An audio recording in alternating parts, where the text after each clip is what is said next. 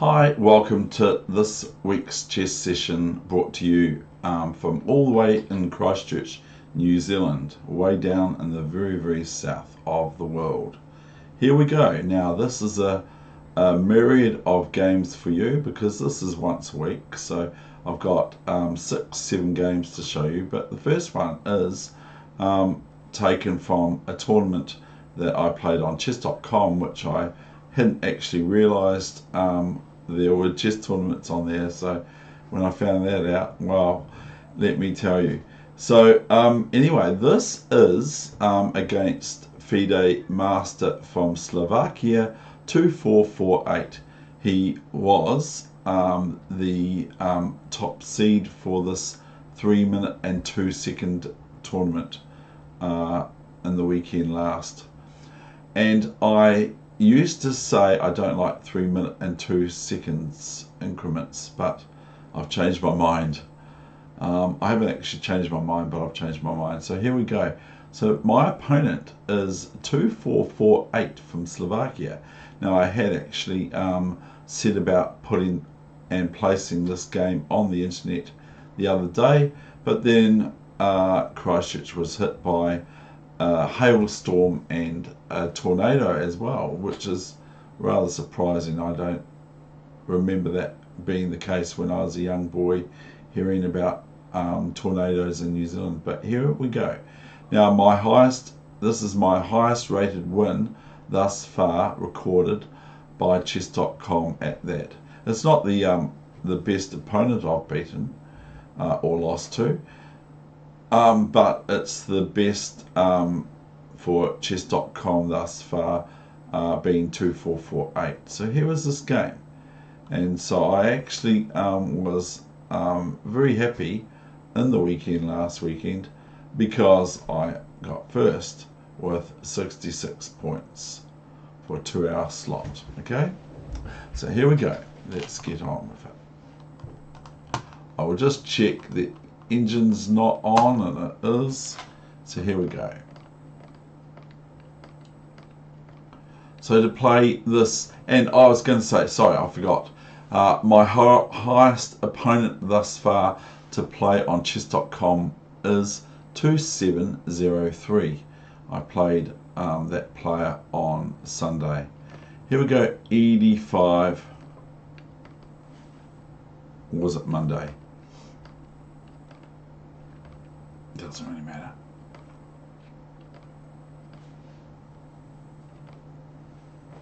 So to play this against this little player, who actually happens to be only 16, but we're not singing, but only happens to be 16 years old, and to play that against this opponent, for a very strong FIDE master from Slovakia. But I will not drop names. Here is knight d7, so to be able to play this, to be able to play my French f5 against an opponent like this and do alright out of it is not bad. So here's f3, so I play knight e5. So everyone knows, and their dog, that if d e5, then queen c5 is quite nice check for black, and white can resign. So that would be quite embarrassing for the FIDE master. I'll just show you the smothered mate again. Okay, here we go. We're going to go smothered mate for a check, check, double check. See the 2 red arrows, and king here is queen f2 checkmate. King here is queen here check, and rook takes, and not knight takes rook now, but knight to f2 checkmate. Okay, so that's what black is hoping for, maybe, I'm not sure. So here my opponent played knight e4. Now I'm not quite sure, maybe fe4 is better, but here is my fe4 and fe4 and knight g4. So this is what I played here. Now after this I play queen h4, threatening checkmate, and h3, queen f2, king h1, and knight e3. Now I'm threatening queen g2 checkmate, of course, and knight takes queen. So queen e2 and queen e2. Rook, knight g2 does not work, in my opinion. I might be wrong. Queen e2, rook e2, and knight d5. Now I have to consolidate, consolidate and refrigerate and all that sort of stuff. I have to consolidate here. So this is the main game. The other games I'm just going to show you just for interest. So here I'm to consolidate, liquidate, and annihilate. Hopefully. I am a piece up, so I might have a chance of getting a reasonable score here. So rook a e1 and bishop d7. And I was going, please don't muck it up, Dave. And I have to acknowledge that my help doesn't come from me. It comes from my belief in as a Christian. So here's bishop c4 and rook a e8 and rook e8, rook e8, rook e8. Well, this is good. Bishop e8, and this is starting to liquidate exactly how I want to have it happen. King g1, and now play bishop to f7, hoping for this move, which is rather dumb, I know, but I was just hoping for this move, king f1, because I can now play knight e3 check and knight takes c4, and then I've got two pieces up. But that's the fantasy line, okay? So here we've got king f2, which is, we have to remember who we're playing. So I played b5, probably just knight b6 or something, but I played b5 and here's a5 to make it look like I know what I'm doing in endgames, which incidentally is exactly what I've been coaching my young junior today on, is endgames. How to win with a pawn and a king, and how to win quickly with a rook and a king, and how to win with a bishop and a bishop and a king, and all these sorts of things. And also we did some pawns on the 7th rank, and I showed him the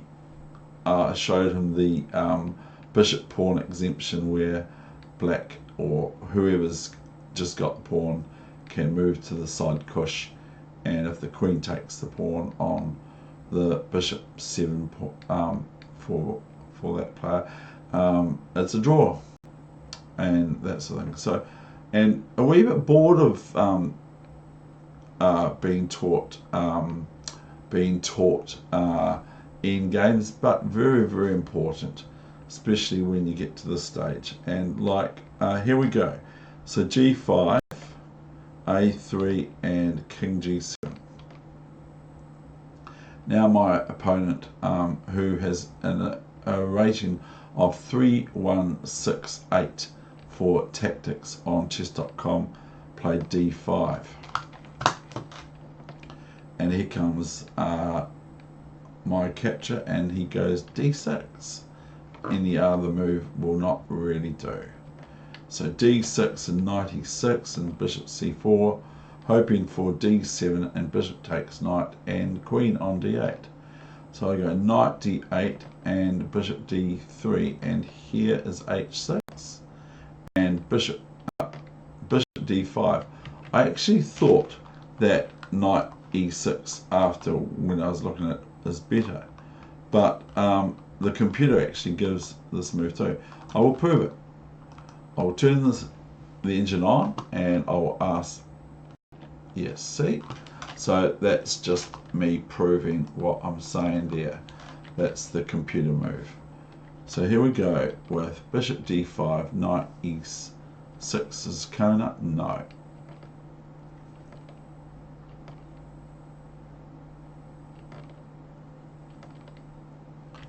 Of course, if anything like king d7, then knight c5 check, and then I have my fantasy variation again. So king c6 and bishop g2, and I'm wondering if king d7 is a wee bit better, but probably not. King b6, now I have an h5 race for that.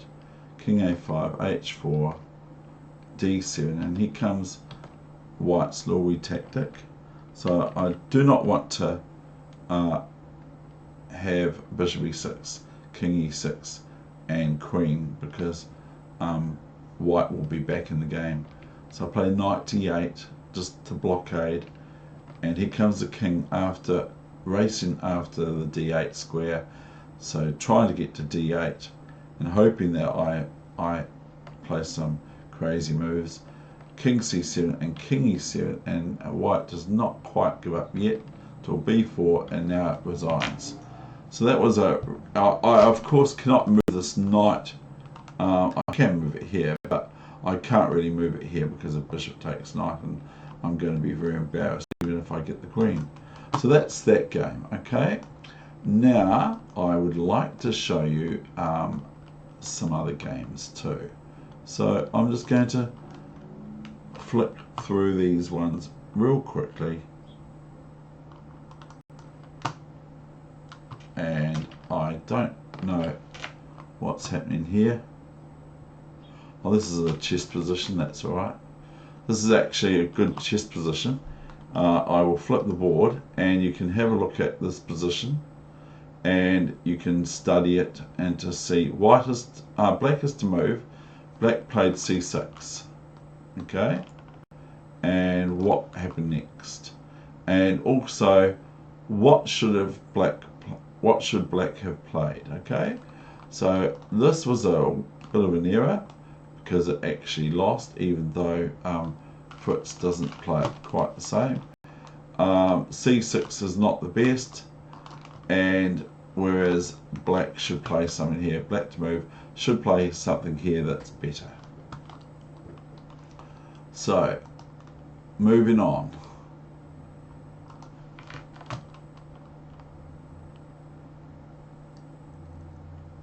Where is it?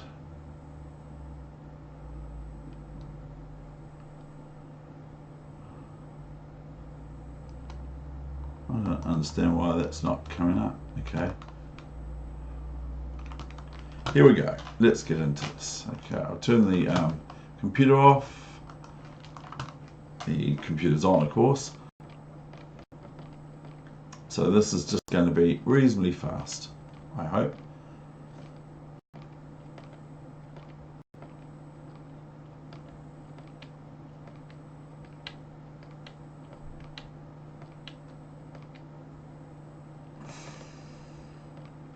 Now here I'm actually threatening queen takes b7 a wee bit, maybe, I don't know, I probably wouldn't do it, it's a wee bit weird, it's probably no good. Bishop b8.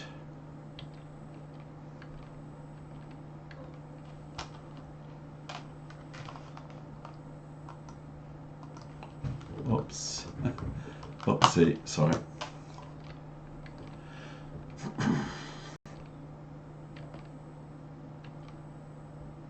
Not quite the best move.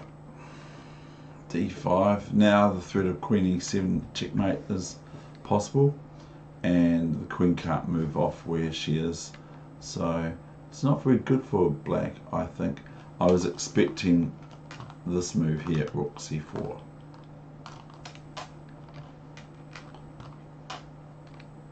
e6, and now black is in a lost position, as you will see in the next couple of moves.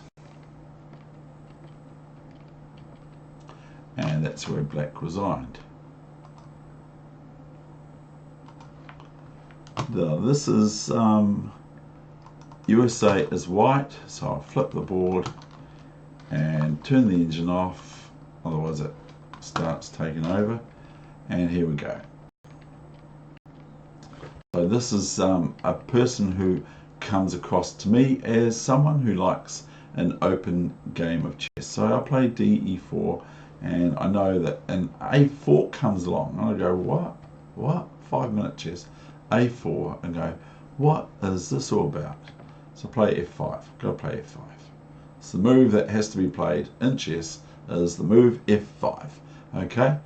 So, and here we have a great position for white.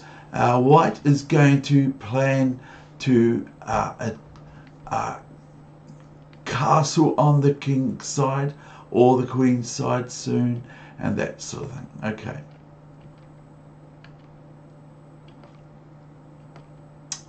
get out of the way of checks, there might be a train coming. So c6 does not work out very well for black, in my opinion. Takes, and maybe I should just go bc6. But I play knight c6, true to form, and knight b5 comes along. Oh, bishop c5 comes along. Now, pardon me, I don't have to react as much as I did, but here I just think, well, it's like a ball at a game of chess, isn't it? 5 minutes. I go bishop c5, rook d8. So now I'm just threatening, obviously, bishop e3 check, and bishop takes knight. So I get another piece for my queen, and here comes king b1. Knight d4, these pieces get tangled up. Queen c4 and bishop d7.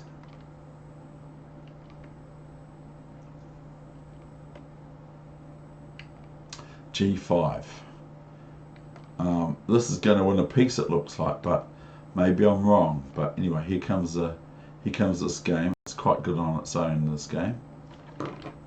Maybe I can play bishop e6 here, actually.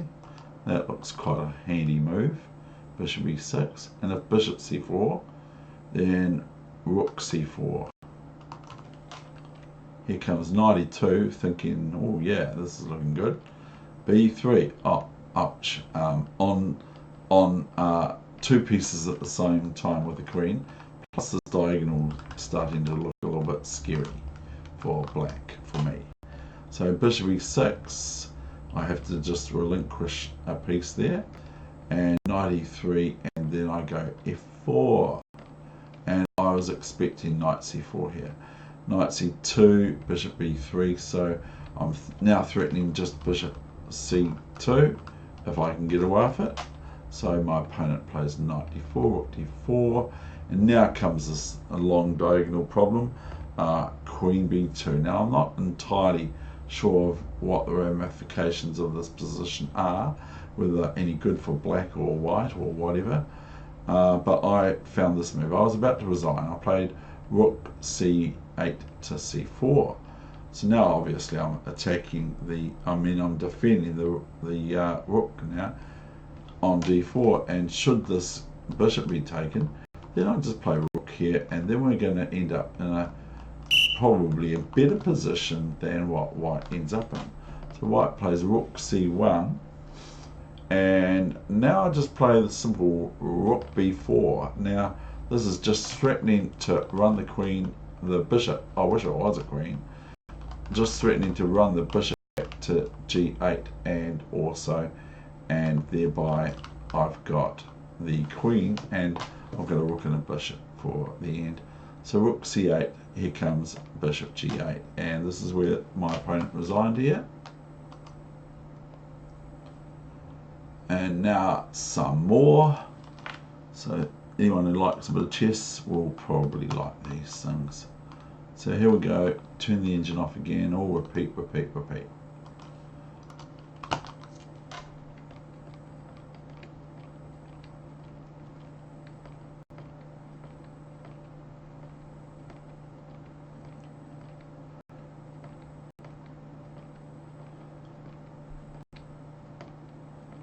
Getting rid of my bad bishop. Bad bishop. Queen b6.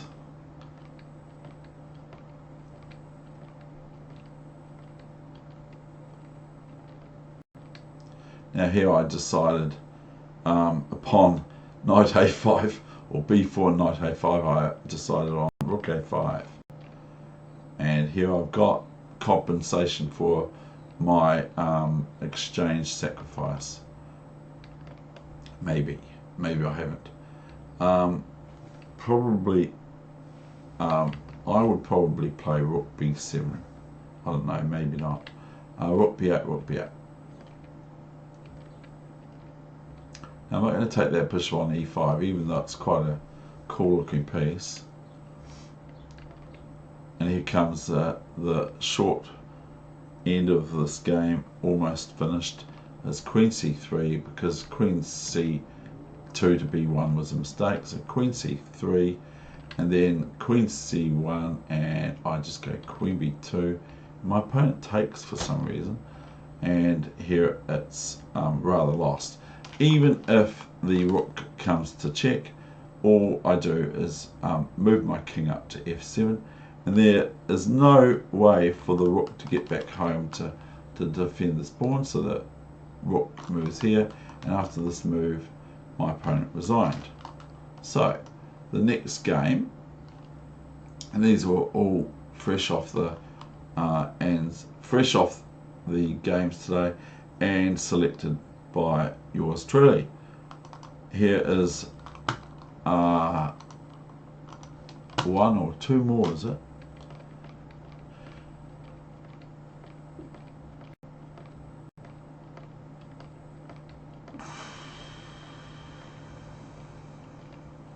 They're all different, aren't they, chess? Chess is always different. Now knight here threatens if b4, b3, knight e3. Okay, so as you will see, b4, knight e3. Now I'm attacking the queen.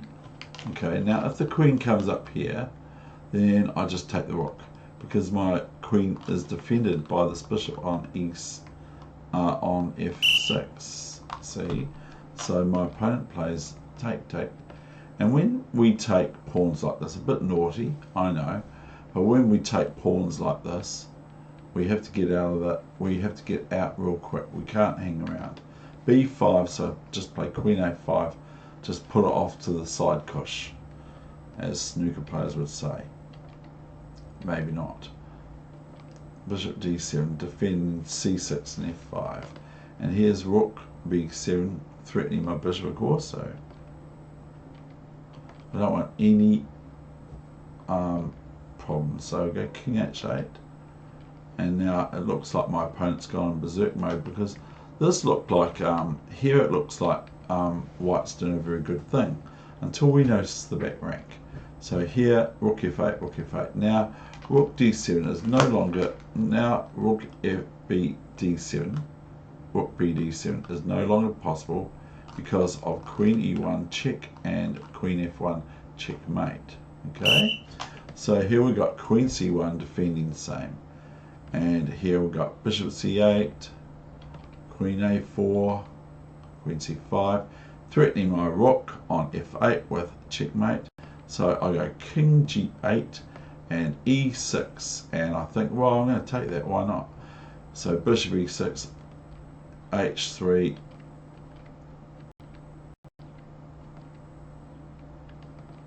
and here's where my opponent resigned, and we might have time for one more. And thank you very, very much. I really do appreciate it if you've watched this whole thing.